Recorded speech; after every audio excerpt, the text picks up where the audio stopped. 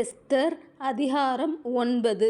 ராஜாவின் வார்த்தையின்படியும் அவனுடைய கட்டளையின்படியும் செய்யப்படுகிறதற்கு ஆதார் மாதம் என்கிற 12ஆம் மாதம் 13ஆம் தேதியிலே யூதரின் பகைஞர் அவர்களை மேற்கொள்ளலாம் என்று நம்பினார்களே, அந்நாளிலே தானே யூதரானவர்கள் தங்கள் பகைஞரை மேற்கொள்ளும்படிக்கு காரியம் மாறுதலாய் முடிந்தது. யூதர் அகாஸ்வேரு ராஜாவின் சகல நாடுகளிலும் உள்ள பட்டணங்களிலே தங்களுக்கு பொல்லாப்பு வரப்பண்ண பார்த்தவர்கள் மேல் கைபோட கூடிக்கொண்டார்கள். ஒருவரும் அவர்களுக்கு முன்பாக நிற்கக்கூடாதிருந்தது. அவர்களை பற்றி சகல ஜனங்களுக்கும் பயமுண்டாயிற்று. நாடுகளின் சகல அதிகாரிகளும் தேசாதிபதிகளும் துரைகளும் ராஜாவின் காரியங்களை நடப்பிக்கிறவர்களும் யூதருக்கு துணை நின்றார்கள். மொர்தெகாயினால் உண்டான பயங்கரம் அவர்களை பிடித்தது. மொர்தெகாய் ராஜாவின் அரண்மனையில் பெரியவனாயிருந்தான். அவனுடைய கீர்த்தி எல்லா நாடுகளிலும் பிரசித்தமாயிற்று. இந்த மொர்தெகாய் என்பவன் மேன்மேலும் பெரியவனானான். அப்படியே யூதர் தங்கள் சத்துருக்களை எல்லாம் பட்டயத்தால் வெட்டி கொன்று நிர்மூலமாக்கி தங்கள் இஷ்டப்படி தங்கள் பகைஞருக்கு செய்தார்கள். யூதர் சூசான் அரண்மனையிலும் 500 பேரை கொன்று நிர்மூலமாக்கினார்கள். அம்மத்தாவின் குமாரனாகிய ஆமான் என்னும் யூதருடைய சத்துருவின் குமாரரான பட்சான்தாத்தா, தல்மோன், அப்ஸ்பாதா, பொராதா, அதலியா, அரிதாதா, பர்மஸ்டா, அரிசாய், அரிதாய், வாய்சாதா ஆகிய 10 பேரையும் கொன்று போட்டார்கள். ஆனாலும் கொள்ளையிட தங்கள் கையை நீட்டவில்லை. அன்றைய தினம் சூசான் அரண்மனையில் கொன்று போடப்பட்டவர்களின் தொகை ராஜ சமூகத்தில் கொண்டு வரப்பட்டது. அப்பொழுது ராஜா ராஜாத்தியாகிய எஸ்தரை நோக்கி, யூதர் சூசான் அரண்மனையில் 500 பேரையும் ஆமானின் 10 குமாரரையும் கொன்று நிர்மூலமாக்கினார்கள். ராஜாவின் மற்ற நாடுகளிலும் என்ன செய்திருப்பார்களோ? இப்போது உன் வேண்டுதல் என்ன? அது உனக்கு கட்டளையிடப்படும். உன் மன்றாட்டு என்ன? அதின்படி செய்யப்படும் என்றான்.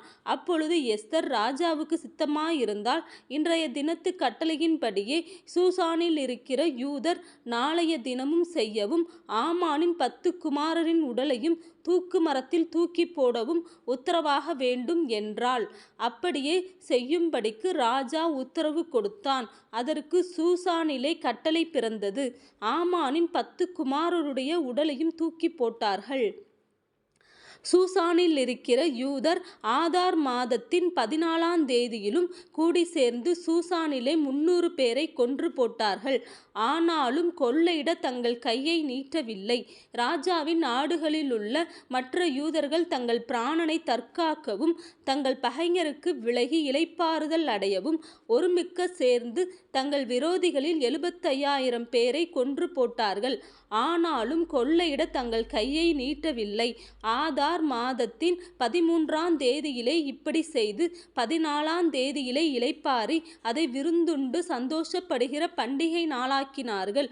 சூசானில் உள்ள யூதரோ வென்றால் அந்த மாதத்தின் 13ஆம் தேதியிலும் 14ஆம் தேதியிலும் ஏகமாய் கூடி 15ஆம் தேதியிலே இளைப்பாறி அதை விருந்துண்டு சந்தோஷப்படுகிற பண்டிகை நாளாக்கினார்கள்.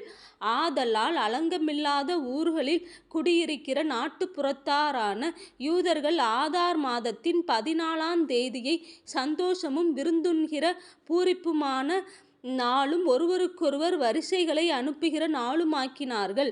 மொர்தெகாய் இந்த வர்த்தமானங்களை எழுதி சமீபத்திலும் தூரத்திலும் இருக்கிற அகாஸ்வேரு ராஜாவின் சகல நாடுகளிலும் உள்ள எல்லா யூதருக்கும் நிருபங்களை அனுப்பி, வருஷந்தோறும் ஆதார் மாதத்தின் 14ஆம் 15ஆம் தேதிகளை யூதர் தங்கள் பகைஞருக்கு நீங்களாகி இளைப்பாறுதல் அடைந்த நாட்களாகவும் அவர்கள் சஞ்சலம் சந்தோஷமாகவும் அவர்கள் துக்கம் மகிழ்ச்சியாகவும் மாறின மாதமாகவும் ஆசரித்து அந்நாட்களில் விருந்துண்டு சந்தோஷம் கொண்டாடவும் ஒருவருக்கொருவர் வரிசைகளை அனுப்பவும் எளியவர்களுக்கு தான தர்மம் செய்யவும் வேண்டுமென்று திட்டம் பண்ணினான். அப்பொழுது யூதர் தாங்கள் செய்யத் தொடங்கினபடியும் மொர்தெகாய் தங்களுக்கு எழுதினபடியும் செய்ய சம்மதித்தார்கள்.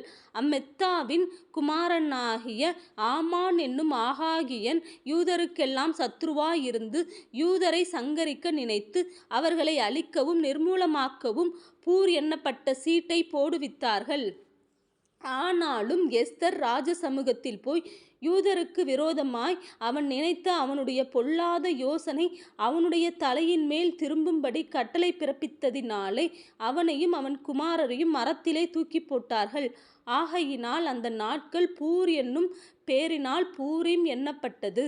அவன் அந்த நிருபத்தில் எழுதியிருந்த எல்லா வார்த்தைகளின் மித்தமும் தாங்களே இந்த விஷயத்தில் அனுபவித்தவைகளின் மித்தம் தங்களுக்கு நேரிட்டவைகளின் மித்தமும் யூதர் அதை திட்டப்படுத்தி அந்த 2 நாட்களை குறித்து எழுதியிருக்கிறபடியே அவைகளை வருஷந்தோறும் அவைகளின் சரியான காலத்திலே ஆசரியாமல் இருப்பதில்லை என்பதையும் இந்த நாட்கள் எல்லா தலைமுறைகளிலும் வம்சங்களிலும் தேசங்களிலும் ஊர்களிலும் நினைவுகூரப்பட்டு ஆசரிக்கப்பட வேண்டும் என்பதையும் இந்த பூரீம் என்னும் பண்டிகை நாட்கள் யூதருக்குள்ளே தவறி போகாமலும் அவைகளை நினைவு கூறுதல் தங்கள் சன்னதியாருக்குள்ளே ஒளிந்து போகாமலும் இருக்க வேண்டும் என்பதையும் தங்கள் மேலும் தங்கள் சன்னதியார் மேலும் தங்கள் மார்க்கத்தில் அமைய போகிற மற்ற யாவர் மேலும் கடனாக நியமித்து கொண்டார்கள். பூரீமை குறித்து எழுதியிருக்கிற இந்த 2ஆம் நிருபத்தை திடப்படுத்தும்படிக்கு அபியாயேலின் குமாரத்தியாகிய எஸ்தர் என்னும் ராஜாத்தியும் யூதனாகிய மொர்தெகாயும் பின்னும் மகா உறுதியாய் எழுதினார்கள்.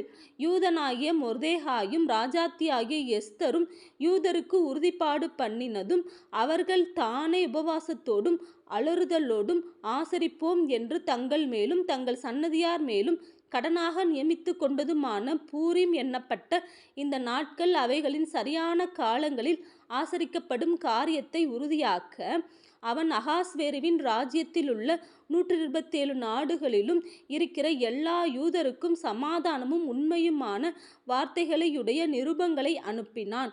இப்படியே எஸ்தரின் கட்டளையானது பூரீம் நாட்களை பற்றின இந்த வர்த்தமானங்களை திடப்படுத்தினது.